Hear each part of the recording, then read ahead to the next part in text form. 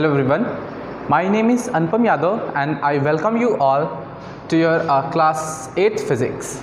Okay, so today we are going to start our new chapter, that is force and pressure.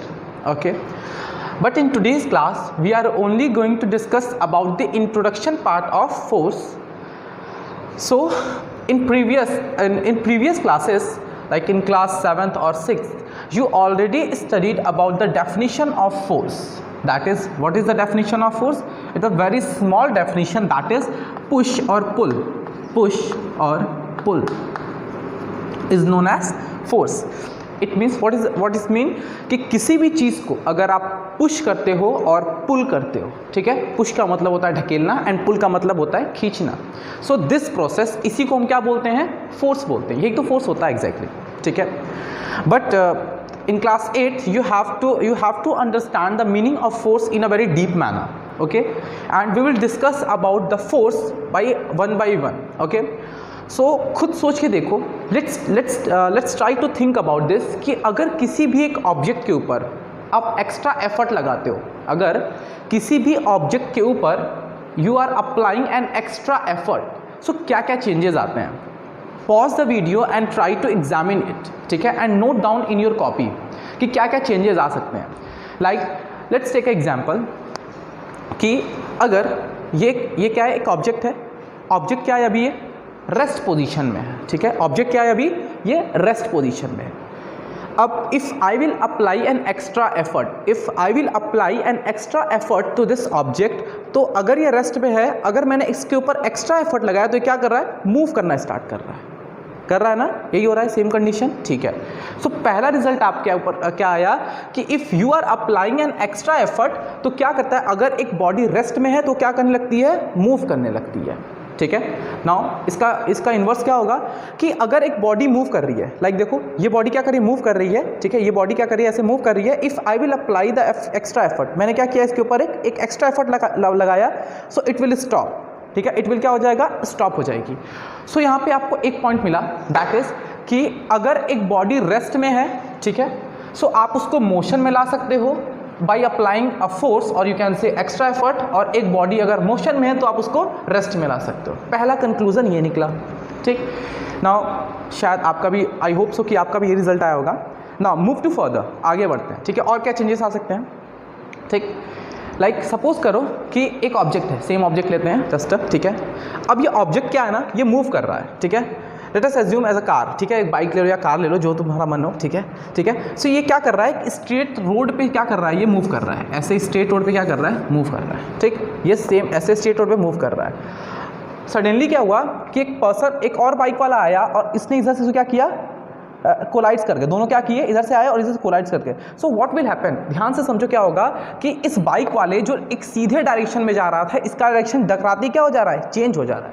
Change हो क्यों रहा है? Because इसके ऊपर क्या लग रहा है? एक्स्ट्रा एफर्ट लग रहा है, ठीक. सो कोई भी बॉडी अगर वो मूव कर रही है, अगर स्ट्रेट पाथ में मूव कर रही है, सो बाई अप्लाइंग फोर्स, अगर आप फोर्स अप्लाई करते हो तो उसका डायरेक्शन क्या हो जाता है? चेंज हो जाता है. So this is your second conclusion, ठीक है.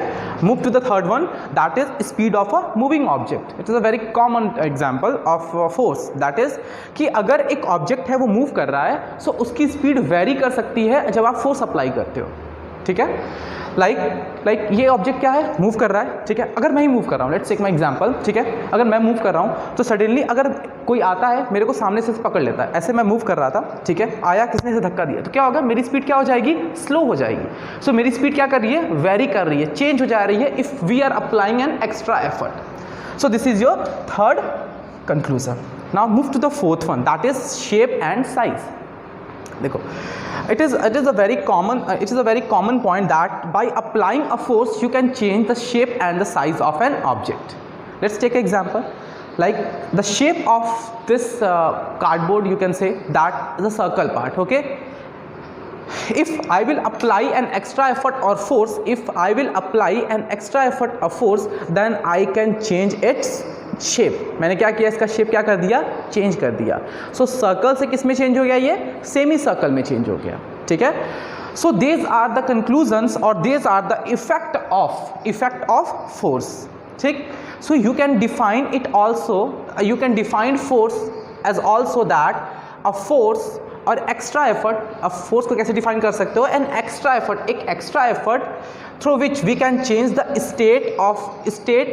State of rest of motion और direction of motion of object और स्पीड ऑफ मूविंग ऑब्जेक्ट और shape and size of the object is known as force. और force की आपने simple definition push और पुल तो आपने पढ़ा ही होगा, ठीक। सो this is the effect of force. Okay, so now we are going to discuss about the unit of force। देखो, किसी भी चीज़ को ना मीज़र करने की अपनी एक यूनिट होती है। लाइक अगर आपको डिस्टेंस मीज़र करना है सो मीटर होता है, किलोमीटर होता है, तो there are different types of unit. But the SI unit जो होती है ना, वो it is followed all over the world, वो हर जगह फॉलो होती है। That's why we always focus on the SI unit. So force की भी कोई एक यूनिट होगी जिसमें मेजर किया जाता होगा, तो force is measured in unit. It means what is the SI unit of force? Newton is the SI unit of force. So always remember Newton is the SI unit for force. Now the question will arise that is what is 1 Newton? What is 1 Newton or define 1 Newton?